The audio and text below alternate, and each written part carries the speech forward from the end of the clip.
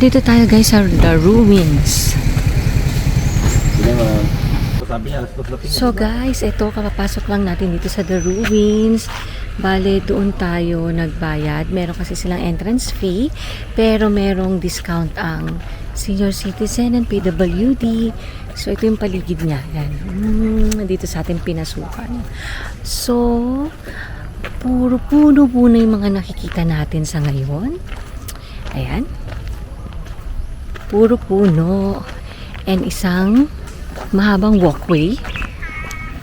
Yan, ito yung walkway niya. Papunta dun sa The Ruins. Wow! Ito yung parang garden. So, yung, may parking pala sila dito. Pero I think ito yung The Ruins. Ayan. So, dyan siguro tayo papasok. So, ito yung kanilang papunta sa entrance. Yan. Pala. Welcome to The Ruins.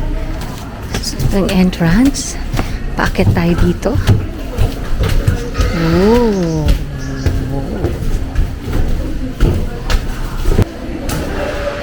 The Ruins. So parang ano siya.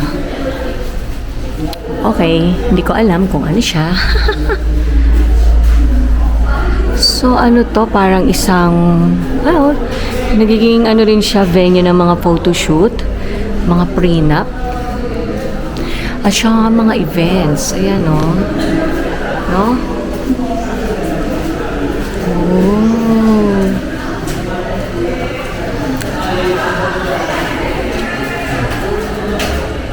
Ayan.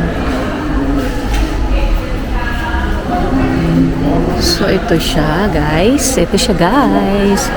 So, ruins. Pag umulan, basa ka din. So, ayan. Meron siyang mga I don't know. Ano kaya ito siguro?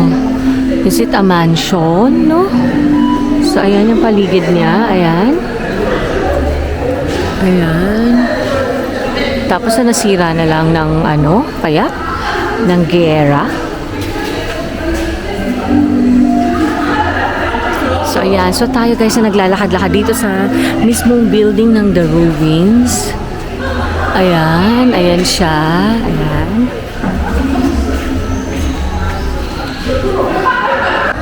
So tama guys, ito pala ay isang mansion dati na ruin.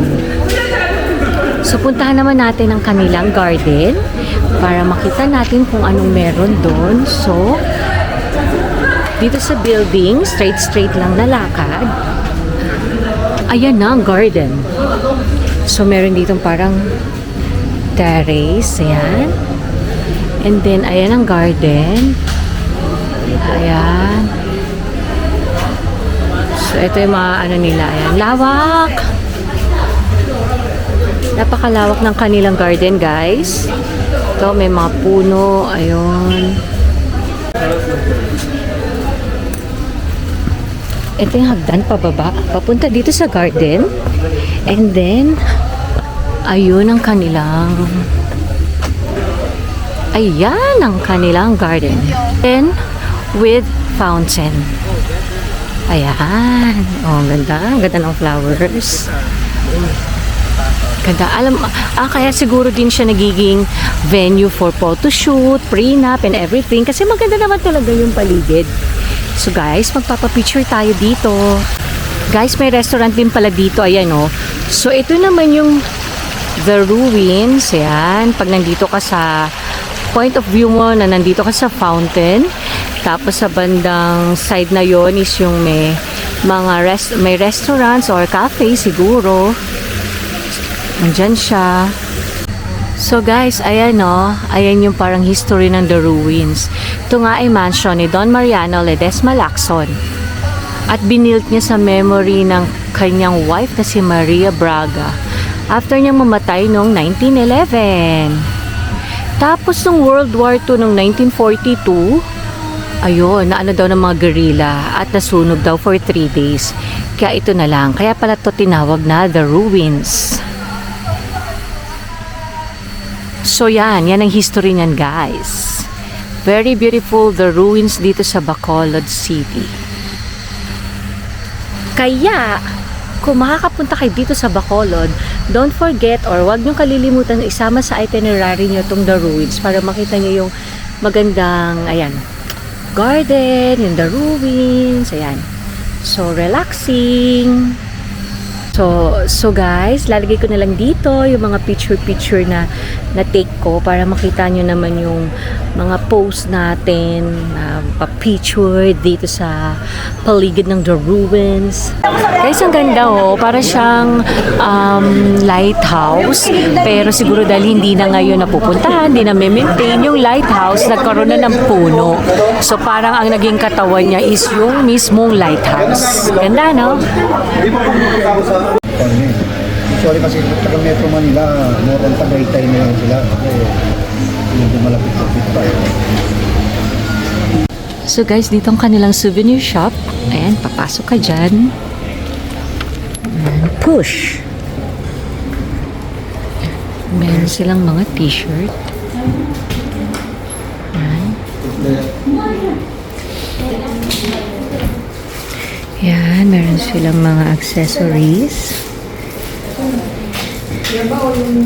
Bag tag. And many more. So, kung gusto niyo bumili ng souvenir, punta lang kayo dito. So guys, andito tayo sa parang garden sa side. Yung pinakita ko sa inyo kanina, pupuntahan natin. At itong una, wow, ang cute! Parang kape. Tapos ito yung garden. Yung kanina sa gilid na pinakita ko. So ayan. Ito yan. So another relaxation pag gusto nyong mag-relax. Merong ano to, sa mga birds. Tapos ayan oh, may mga upuan no. Maganda kayo dito magpunta ng halimbawa hapon. May fish pan po. So yun, tapos meron daw fish pan dito. So tara, puntahan natin, tuklasin natin at ating alamin. Ang ganda rito. Ang greenery. Diba? Oh, diba? Oh, ito na po. Welcome to my garden. Char. So ito pala yung kanilang ano. Ayun nga, may mga koi. Ang cute oh. Yan, may mga koi. Hello. Ay, may suso. Ano pa. Suso. Ayan no, may suso. Ang dami. So ang ganda. Ang ganda naman dito mag-relax. Tapos mga huni ng ibon yung mga maririnig mo mga, ay, ang gulo na tuloy ng hair ko. So huni ng ibon yung mga maririnig mo. Ayan, ang ganda-ganda. So guys, ang ating usual na ginagawa, ikot tayo ng 360 para makita nyo yung paligid. Ikot lang, ikot. O nakita nyo kung gaano kaluwag. Diba? O, ayan siya, ayan. So ayun. So ito na ang ating last stop dito sa The Ruins. So, aalis na kami dito and pupunta na kami sa aming next destination. Although hindi ko alam kung saan. So, kung pag napunta kami doon, so dalhin ko na lang kayo guys. Tingnan nyo tong puno na to. Ito yung bunga niya kapag hilaw. So hilaw. Pero kapag nahinog na, kinakain siya ng mga ibon, ganito na itsura niya. Akala mo yung duhat na maliit na maliit. Pero hindi naman siya duhat. So hindi ko alam kung anong tawag dito. So comment down below guys kung alam nyo kung anong tawag dito sa puno na to. So guys, para sa ating dinner, dito tayo kakain sa Iti Pala-Pala. Oh, ang cute naman ng entrance, no? So, dito tayo ngayon magdi-dinner. Dito tayo magdi-dinner bago tayo magpunta sa airport.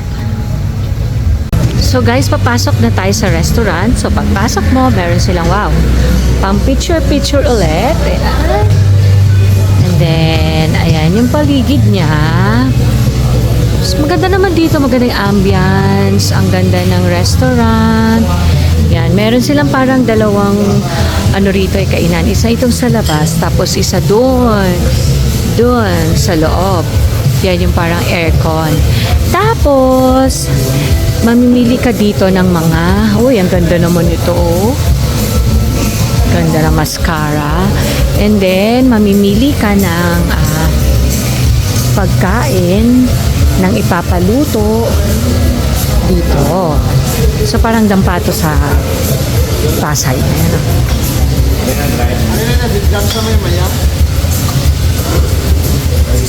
Ayan. Diyan ka mamimili ng lulutuin mo. Tapos ang cute to, meron din ditong fountain. Oh, 'di ba? Relaxing. So bagay na bagay sa seafood paluto. Merong running water kang naririnig. So ngayon, papasok na tayo dito sa atin. Dito tayo eh. Dito tayo sa may haircut. Wow. This is Tintay. Oh. Ang cute. So, pasok na tayo guys. Ito naman yung dito sa loob. So, ito ay air condition with TV. At dito ang ating mesa. Dito na tayo sa airport guys. So, pumunta na kami ng maaga kasi baka mamaya mahaba pila, maraming tao or matraffic. So, nandito na tayo and waiting na lang tayo sa ating oras para mag-board. So, see you in a while, Manila! So, guys, boarding na kami. Instead of 10:05 yung boarding, naging parang 10:20. So, delay ng 15 minutes. Andito tayo, guys, ngayon sa tarmac. Tan, tan, tan! Waiting tayo sumakay sa ating airplane.